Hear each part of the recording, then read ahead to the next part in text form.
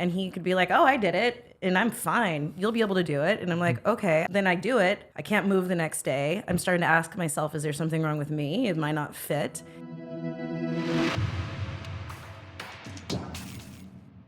Welcome back to the show. I am Coach Jay. I am here with Coach Rebecca. And Coach Mike. And today we are going to talk about what makes a great coach. Yes. Or what should you look for in a coach. Yeah. So we were talking the other day, and we're looking for a new coach. We're hiring. So if you're listening to this, you're looking for a job, you can apply. Go to halefitness.com/hiring, right? Is that right? Yeah. Yeah. Excellent. Yeah, we have a link for you and everything. So we're hiring, and we were figuring out writing a new description, and then we were saying, okay, well, what are we looking for in a coach? And we kind of know this, but as we rewrite the description, there's some like traits and things that we look for in a coach, and really these are the things that we look for when we hire coaches at the gym, but also when we hire coaches for ourselves. Mm-hmm. And so I thought we'd talk a little bit today about what we look for in a coach and how you can kind of figure that out for yourself if you are looking to hire a coach. And also if you are looking to find a job as a coach, then this will kind of give you a sense of what we're looking for. Does that make sense? Yes. Yeah. Yep. So I'm curious because you have a coach, Rebecca. Mm-hmm. So what is it about, like, tell me some of the things that you kind of looked for before you hired that person. What were you looking for? I was looking for essentially me as a coach. Fantastic. Or Wendy or Katie. I was looking for what we offer. And I'll be honest, I couldn't specifically find it. Yep. But I found someone who has at least a few of the core values. I mean, it's different because she lives in Ohio. So, yeah. you know, she doesn't have to show up every day positive to me. I only talk to her once a week. But she has, walked the walk. And she asked great questions when I interviewed her. So I came to it kind of knowing what I was looking for, asked a bunch of questions. And biggest thing is she was really curious. And that is one of our core values that we look for is curious. And the way she asked questions, she didn't just tell me what she thought I wanted to hear. She dug deep. So that really resonated with me, and allowed me to trust her. Yeah. I mean, that's actually really when I'm hiring a coach. I have 3 coaches at this point. When I'm hiring a coach, one of the first things I look for is that sort of ability to ask questions, dig a little bit deeper, but also just challenge me. Yeah. I can be very however you want to describe it. I can be very pushy. And if somebody is not willing to look me in the eye and say, actually, have you thought about this? Then they're probably not going to be a great coach for me. Yeah. Yeah. I remember hearing, if as a coach, we're not supposed to believe the people who come to us, like their excuses or what they tell us. If they were paying us to believe them, then they would be paying us to be their friends, and we would just be shooting. Yeah. I won't say that S word, but you know what I mean. But we listen, and then we ask questions and challenge them to make changes. Yeah. So I'm curious, Mike, what would make you want to hire a coach? So if we back up a little bit, it's what situation would you want to hire a coach in the first place? I think if I wanted to get really I was thinking about this because I don't really have coaches. I don't have a one-on-one coach that I work with over a period of time. What I tend to do is I get a lot out of group classes in general. I think it's maybe just a holdback from school. Well, it's not really about group versus coach. It's no, you have a result or something like that. So I learn a lot in groups in a group setting, I should say. Okay. Right? And I like to kind of seek out knowledge myself. Mm-hmm. And so I will learn a lot in group stuff. I think that's maybe just from growing up, in school, just being conditioned to do that. Yeah. And then when I want to know one specific thing about something I'll do, I will actually in the gym, for example, I'll talk to Katie about, hey, I'm struggling with this one piece of handstand. Can you just look at this handstand and just tell me what's going on? So right? if you have a specific goal, that's when you would hire a coach. Yeah. Yeah. There's all this preamble about Sorry, you don't need coaches. No. Yeah. You totally need if I have a coaches. specific thing, yeah. Yeah. I was thinking about, in my mind, right, as an interesting distinction, because in my mind, I'm thinking, okay, a coach that's going to sit with me and like, you know, I'm going to work with them for a long period of time versus like someone I'm just going to go to seek out some knowledge and have them help me in a point situation. And I think there's both coaches and they're both valid. This is really interesting. And so that we're going to dig into this now. This is really interesting. You kind of look at a one-on-one coach as kind of like a therapist or a counselor or something like that. Yeah. And for you, you're like, well, I'm only going to use that one-on-one if I have like a specific goal. And go ahead. Yeah. And part of it is like, I'm never, I was thinking about it. I don't, if I wanted to get like, to be like the best possible XYZ thing that I, you know, in one thing I would probably find a coach and have them like guide me through all those little things. Yeah. But I'm kind of like, I like to know a lot about a lot of things. So I never really want to, I never feel like I need to get like completely down the rabbit hole of one thing where I want a coach to guide me through that entire journey. Dude, all the faces you're making are really cracking me up. What is going through your head, Rebecca? So what you just said is the reason why I finally chose to hire a coach. I too don't want to be the best at everything. I mean, some of it was like, okay, it's time for me to just get a muscle up. Right. Or it's time for me to get better at, you know, this skill. But mostly I just want someone to hold the big picture for me and tell me when I'm doing too much or I'm not doing enough. Got it. So for example, I want to get better at muscle up. So she programs these drills, which I could honestly pay $20 a month and find a program to do it for me. She watches my videos. We talk about it each week.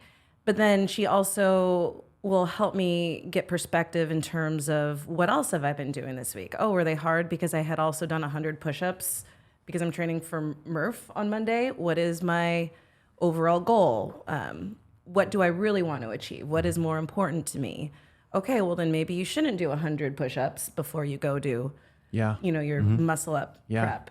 And so that's really what it is for me. It's not that I want to string 100 muscle ups together. I want to be able to do it, but I also want to understand why I haven't been able to do it in the past. Right. Yeah. I'm curious now, Mike. Have you ever hired a one-on-one coach for any particular task? I mean, I guess growing up, I had like a violin teacher. Yeah. Okay. It was like my parents wanted me to do that. So. That was it. Yeah, that was it. We got opportunity here. Yeah, I mean, so for example, like muscle up, right? If I wanted to get better at one, what I would do personally is I would get like that program, or I would figure out, I actually, frankly, like a lot of the muscle up stuff that I've done, I just like went on YouTube and figured it out. But I'm also like very aware of my my boundaries, and like I kind of just try stuff. So maybe I'm just lucky in that sense or whatever, but like. So I did the same thing with Olympic lifting. Right. And so for the last, we'll say decade, I'm like, man, I can lift a lot. I'm pretty good at this. I can lift big weights. You watch hook grip in slow motion. Okay, this is what they're doing. I'm going to practice that thing. And so I learned by watching and maybe picking up random cues I got from other, Fitspiration. And I hire a coach and I'm doing the lift and I'm like, yeah, she's not going to have much to say about me. I had all these things wrong with my technique. Yeah. All things learned because I was doing it a way that, they do it for CrossFit. And she's like, hey, how you're moving is okay if you want to string, do DT. But if you want to lift the maximum amount of weight, you are actually not doing it how you should. And in fact, this is how a real weightlifting coach would coach you. Right. And I'm like, oh, so all this literature that I've been reading, on CrossFit sites have been telling me the wrong thing. And at the end of the day, it's maybe it's not necessarily wrong. It got you to where you are, but it's like you want to continue to move forward. Yeah. And I mean, quite frankly, what I was doing is probably enough, and I could have lived the rest of my life never hiring a coach to help me lift heavier. But you're nationally ranked lifter. Yeah, but like I want to get better. There are things that I enjoy doing in fitness and improving in that way. So that's when I'm like, all right, let me just hire someone to get me over the edge. Yeah, it's interesting. So I was thinking about that, and I guess my take on it for myself is, when we kind of talk to prospective clients, and we're like, hey, what do you want, and how much do you want it, right? 1 out of 10. There's not a lot of stuff for me that's like a 10, right? It's like most of the stuff is like 7 or 8, and I can get to 7 or 8 myself.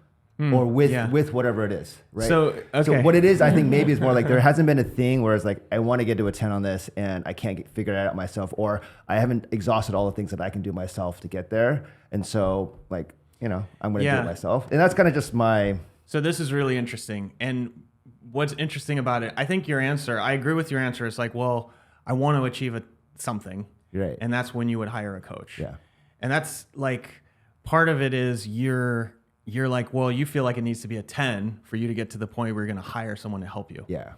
And actually, the reality that I found, I've spent 30 grand over the last year on coaches, right?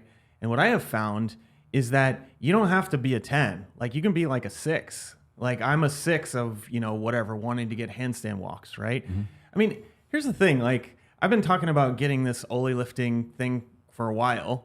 And I never hired a coach to help me with this because I was really like a 6 or a 7, like hoping to get these numbers, right? Yep. Worked with Rebecca a little bit, and I was on my way to that, and then something happened, whatever. Wait, I worked with Rebecca, was like a week. I was working out with you for like 3 weeks. Let's not make it sound 3 weeks. Okay. When I say worked with Rebecca, I mean I was working out with her. Okay. Yeah. She wasn't coaching me. She wasn't actually coaching. But what was interesting is I was like a 6 out of 10. Mm-hmm.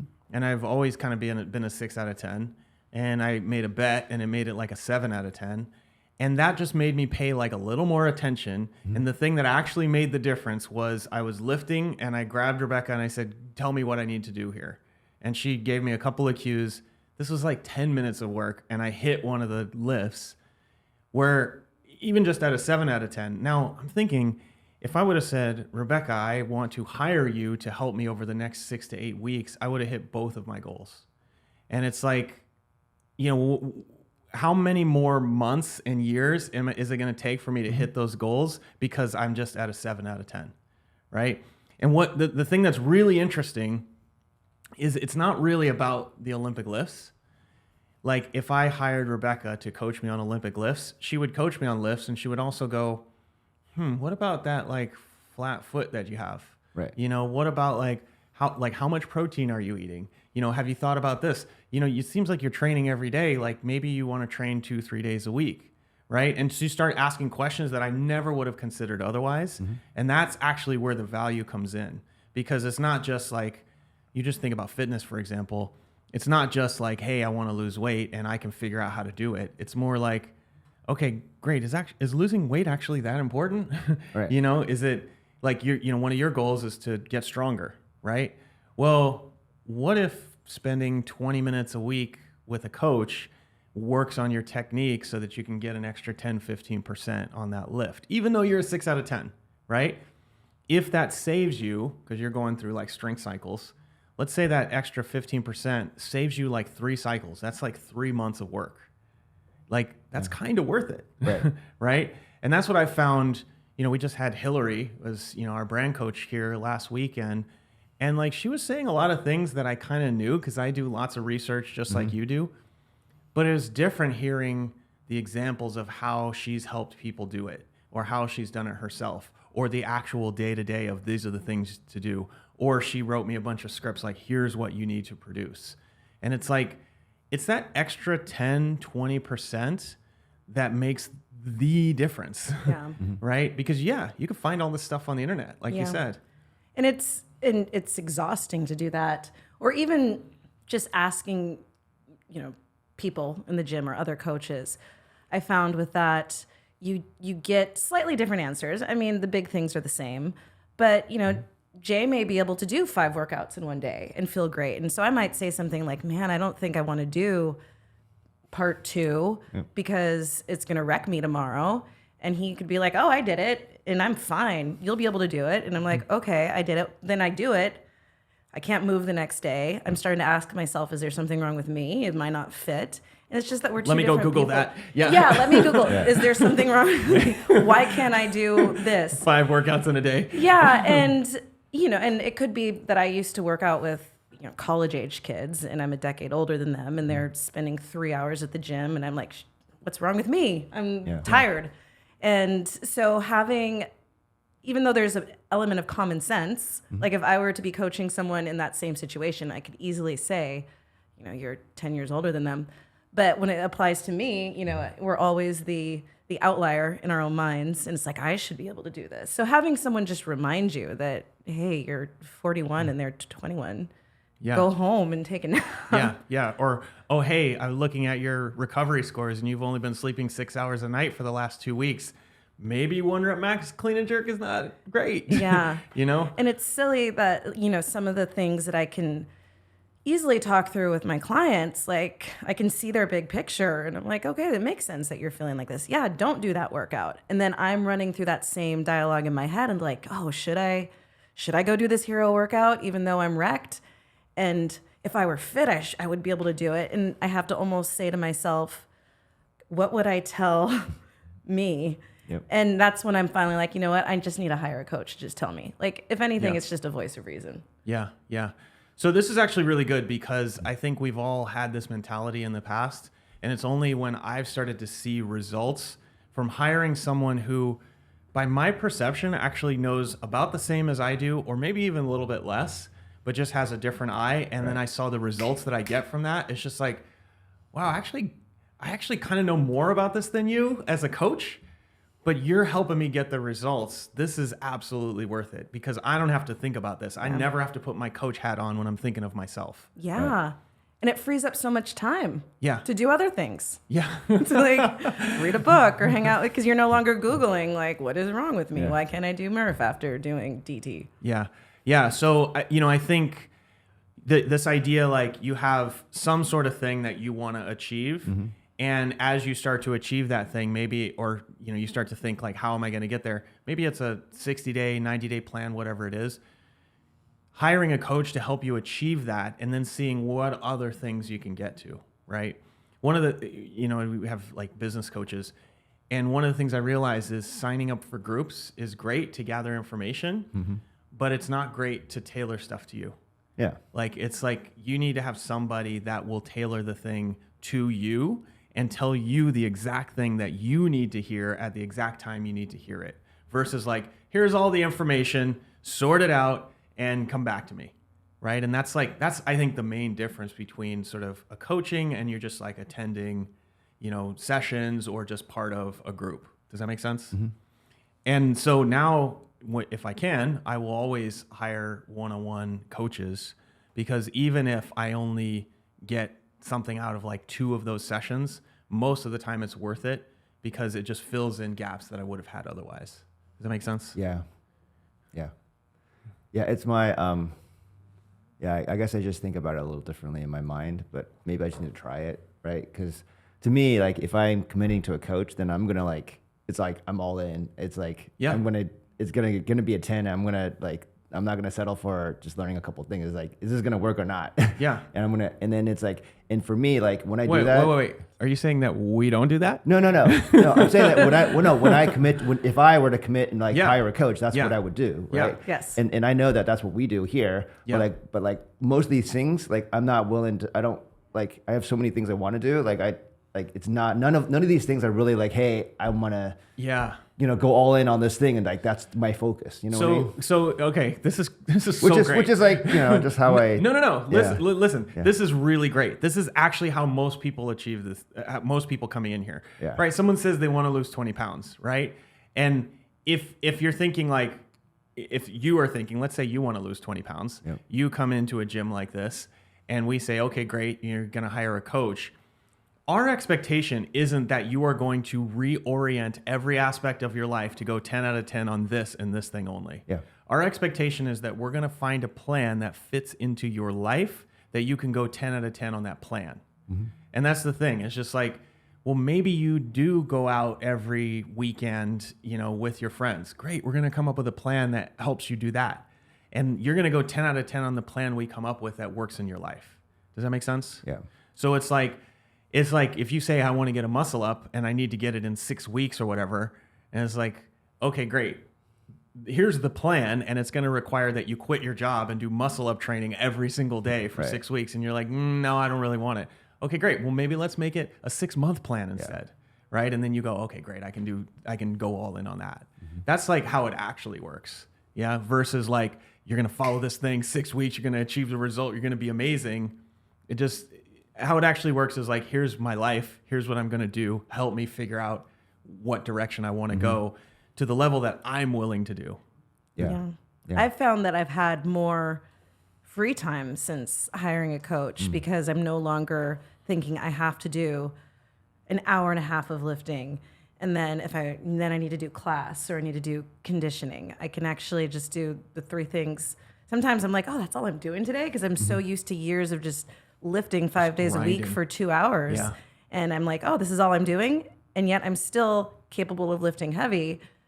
Wow. Why didn't I hire someone sooner? That's really... And you see I like think. glimpses of that, right? It's just like, I kind of hurt my leg and I've been kind of on and off, like not training as much.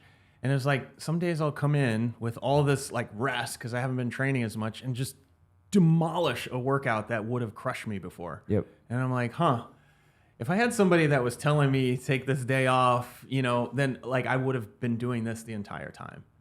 Right. So yeah, I don't have an actual like fitness coach. I have a nutrition coach. It's But, yeah. interesting. You can also tell the things, you can also learn a lot about yourself for the things you don't tell your coach too. Like, I don't want to tell my coach that that day that I did 100 push-ups in a workout, and I'm doing the muscle up video, sending it to her, and they're just looking like trash. And I'm like, I don't want to tell her that I did 100 push-ups like 2 days before.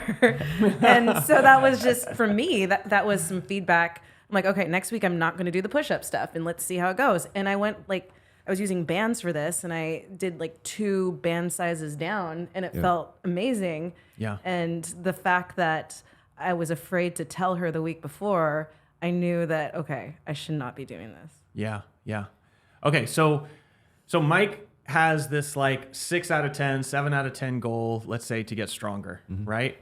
So if we're going to find a coach for Mike, what are we going to look for? So you were saying they have to walk the walk. So you probably want them to be strong or have helped other people get strong. Yeah. Yep. Yeah. There's some great strength. Like, if whoever's the strength and conditioning coach for the Warriors is like some skinny dude, but he was able to get like all those guys. Not much I know about NBA basketball. All those guys, Those tall guys, to get stronger. Then I'm gonna hire him. So it's not just they walk the walk themselves, but they have a portfolio of people that they have helped. Yeah. Yeah. So they maybe they found something that works and it's like repeatable with other people besides them. Yeah. So that's one of the things you're looking for. We have a couple of values that we look for, right? So, we're looking for, like you mentioned earlier, someone who's positive, right? It's just like, there's a lot of different coaches and maybe this isn't for everyone, but like if your coach is like shaming you to do the thing, it's probably not going to resonate with me. Yeah. I mean, related to that one, I think it's probably the same thing as like, I feel like they need to be your champion. Like they need to like see what you can do and like always hold you to like, They think you're capable of more.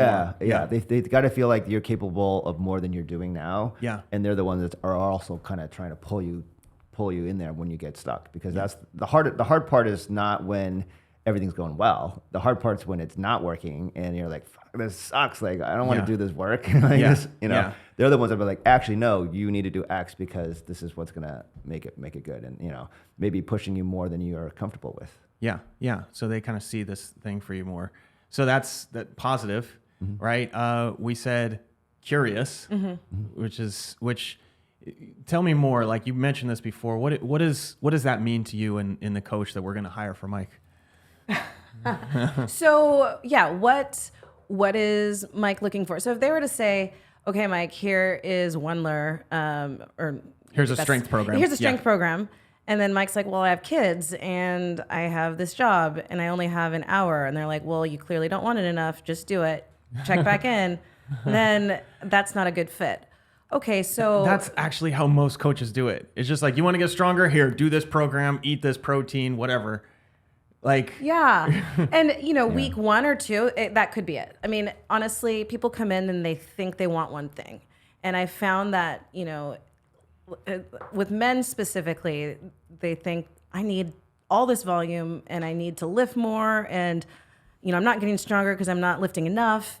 In my mind, I'm like, you're actually not recovering enough, and you're not eating enough protein. But okay, let's see what happens for 2 weeks, and then checking back in. So with curiosity, it's how is this working? What isn't working? What is working? Yeah. What will continue on this path? Because another thing is burnout. Like, yeah, it's cool to do the fun things for a month, but then, you want to go on vacation and you're like, well, my coach says I have to do this thing. Yeah. So does it fit into your life? Yep. And just asking lots of questions. Yeah, I would. Yeah.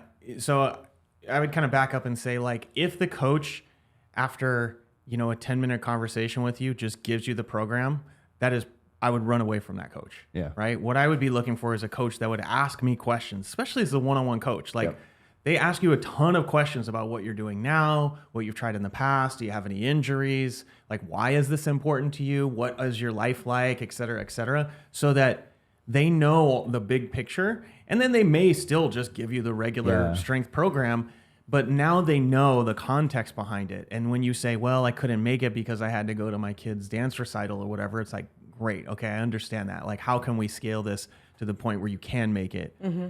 And I see this a lot. Like, coaches, they think, this is just really common. Coaches overcomplicate stuff so that they can give people a really slick looking program that doesn't actually address the reason why the person signed up in the first place. Yep. And really, it's really easy to come up with a program if you know everything about your client, right? And so that curiosity is part of it. Yeah. But also, on the flip side, the same curiosity that leads you to try to solve your own problems, you have to have that for your clients, right? It's just like, well, okay, we're going to try this thing. You try this strength progression. Strength progression didn't work. I got to find a new strength progression for my client.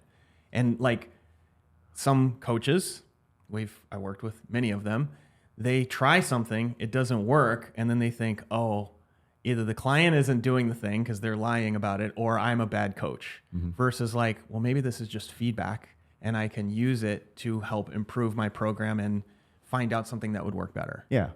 I think that was, for me, that's being able to admit that whatever they're doing isn't working, or that they were wrong about X, right? Yeah. And either figuring out how to address it, or maybe being okay just bringing other people to help. Yeah. Right? And that's what we do. Like, we have a team of people that like helps you with your goal. And as I was thinking through these values, and because I was doing this, like, if I were to give up one of these, which one would it be, or which ones were the most important? And I feel like curiosity and just being brave are, although consistent's a good one too. Honestly, that's why we have all four. But the positive was the one that kind of took forth out of all of it, even though you don't really want to be around a negative person. But what you were just saying, it does take a lot of bravery to admit being wrong and saying, hey, this didn't work. Let's try something else. So that's another core value, just being brave. So that would be the third one. So we've got positive, curious, brave. Right? Yeah. So how would you, like, how does that show up?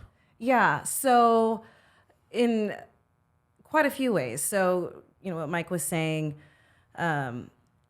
reflecting when something goes wrong or doesn't work, and being able to say, okay, this didn't work. I am not bad. How will I grow from that? So using these as learning opportunities. Yep. And you do have to be brave to admit you're wrong. Just to admit you're wrong. Yeah. So it's like the Venn diagram of curious and brave is vulnerable, maybe? I don't know. So vulnerability in that sense is important. And then also brave, just doing something that especially when you're a beginner, like going into, even if you have experience coaching, just going into a new place and just being brave and trying new things. Or, Coach Christina is a great example when I think of brave. Like, she just, tackles new clients, and she'll say to me, like, I'm a little nervous about X. And she gets it out of her system and she goes to work and she's so successful at it. And Katie's the same way. She moved across the country. So yeah, allowing yourself to be uncomfortable. Yeah. I would also add, it shows up a lot when you ask uncomfortable questions to your clients, right? It's just like, it's just super easy for a client to come in with their own agenda and just be like, I did this, I did that. I don't like this program or whatever. And being able to kind of stop and say, that's interesting. Like we agreed this thing and you did something else. Tell me more about that. Yeah. Versus like, okay, client, I'm going to just do whatever you say. Right. And really it's that extra question, that uncomfortable conversation, that often is what makes the difference when you're coaching somebody. It's just like, I'll be coaching someone for 6 months and it's like 3 uncomfortable conversations that took 10 minutes each were the entire reason why they got success. Yeah. Right. And so just being brave and, being willing to get uncomfortable. It's kind of like what Rebecca was saying earlier, like you're not hiring a friend. Yeah. You're hiring a coach, right? Yeah. They're supposed to tell you like what's not going well, what is going well, and get you to do the thing. Yeah. Yeah. And you have to be comfortable potentially not being liked or having a moment where they're mad at you. Yeah. And not, I'm very comfortable wanting with that. to not wanting to like fix things, like apologize or like, oh, okay, well, let's switch it to what you want because I don't want you to be mad. Like, Yeah. I'm going to give you the truth. Yeah. Yeah. I mean, there was a book, I forget what it's called. It's like Tim Grover, the guy who coached Kobe Bryant and Michael Jordan. Yeah. And his book, the way he kind of writes it, I listened to the audiobook, it's like very direct, very straightforward. And you're thinking about it like, if you're going to coach the best basketball players in the world, you have to be very direct and very confident, because if there's any part of that where you are not confident, they're going to steamroll you and they're going to find another coach, because like you're trying to help them be better than the best in the world, which they currently are. And it's like the confidence and the bravery is just such a huge part of that. Mm-hmm. And so, a good coach is actually going to tell you what you really need to hear, but you don't want to hear. Mm-hmm. Yeah. So the last one you said was consistent. Yes. So of the 4 core values. So why is that important? Well, we find that even with our clients, like the accountability and like actually repeating something over a period of time, you build that habit. Yeah. And that's ultimately the biggest thing that's going to affect your long-term change, your long-term goal, right? Yeah. Like it's easy to get on a diet and get some gains and results within a couple of weeks. Yep. But what's hard is sustaining that over time. Same Yep. for any sort of fitness, any sort of long-term goal you have, right? Yep. And so if you can figure out a way to do that, then that's going to get you to your goal. And basically your coach is there. The biggest thing they're going to do is like make sure that you're actually doing that work and being consistent. Yeah. So if your coach isn't consistent and they can't like show up on time for your appointments and like make sure that you're doing your work, like there's no way, There's no way you're going to be consistent. Yeah, exactly. Yeah. You're not going to out consistent your coach. No. Yeah. Yeah. Anything to add there? Yeah. So I once worked with someone who was probably the definition of inconsistent, where this wasn't here. So it's not like, don't be listening to this and be like, oh, which coach is this? This is somewhere else. I won't even say I said a coach, but anyway. And the question, it became almost like a joke amongst the members of, which, we'll call them Peter Rabbit. Which Peter Rabbit are we getting today? Like, is Peter Rabbit going to be in a bad mood? Is Peter Rabbit going to be in a good mood? Like, which Peter Rabbit? And then, as the day goes on, it's like, oh, we got mad Peter Rabbit today. And everybody in the gym knew this. It's like, you don't know which Peter Rabbit you're going to get. And so, like, that is not what we want. Yeah. Regardless of what's going on, I know that you're going to show up to class and, consistently bring energy. You're going to show up for the sessions. Yeah. Yeah. Yeah. And so... And you're going to ask the same questions and like you're going to keep pushing for the result that the client said they wanted. Yes. Yeah. Yeah. Yeah. And I guess that comes with trust then. So at the end of the day, if we're talking, bringing it full circle, if we're talking about hiring a coach, we have to be able to trust you that, you are going to do the thing that you say you're going to do. And for me, that's what consistency is all about. Yeah. And I've found just working with clients, if you do those 4 things, and then you're able to get just amazing results for your clients, and they never really, like, they don't want to leave. Yeah. Because it's like, they sign up with this idea, maybe I'm a 7 out of 10, I want to get stronger. And then you end up changing, you end up systematically changing other parts of their life, which is actually the biggest value, I think, in hiring a coach. It's like you unlock this one little thing, and now it opens up 10 other things that your coach can sometimes help you unlock as well. Mm-hmm. Yeah. So we're going to get you a strength coach, Mike. That's what it is. Well, actually, I didn't even ask you what your goal was, because I'm not your coach. Anything else that people should be looking for in a coach? I mean, I guess for me, there's a bit of like, you're saying like, you don't know if you're going to get mean Peter Rabbit or happy Peter Rabbit, right? Yeah. There is also, related to bravery and consistency, like they just need to, they don't always have to be the same way with you. They just need to make sure that you need to make sure you're getting the same result with them, right? And then when I say that is like, it's actually important for your coach to be human sometimes, right? Like they can't be this perfect person. Yeah. I mean, they can't be perfect all the time. Yeah. And it's actually important for the client to realize that as well. Yeah. And to see like, oh, actually they struggle with the same things I do. And that's part of being brave. Yeah. Right? Yeah, It's exactly. Just, It's that bravery piece. And so, they don't have to be the perfect, always do XYZ thing all the time, but they need to be enough that like you can actually be consistent. Yeah. Yeah, absolutely. Anything else you look for in a coach? Me? Anyone? Nope. No, it's freeing to have a coach to just sort of hold space for you, and you can think about other things. Yeah. Yeah. One of the things I look for, we don't really talk about this, but the coach has to have their own sort of journey and goals that they're going through. Like you give the example of the strength coach for the Golden State Warriors. They might be a skinny person, right? And maybe they don't care about personally getting strong, but they have other things in their life that they're going for, because I feel like you only grow to the level of the people around you. And if your coach is not growing, then you're not going to grow at a certain point. Yeah. Like you'll have to find a new coach. Yeah. And especially if you have a long-term relationship, you get to learn more and more about it. And it's just like, if your coach is like, yeah, after this, I just go straight to the bar and like get blitzed every night. And then, and it's just like at a certain point, you're like, okay, well, I mean, this is, I look to you as inspiration, and, you're doing a thing that's probably not going to serve me. Mm-hmm. So maybe I need to find another coach. So for me, it's important that my coach is constantly growing as well. Yeah. So I think go ahead. Sorry. Would you categorize that under curious?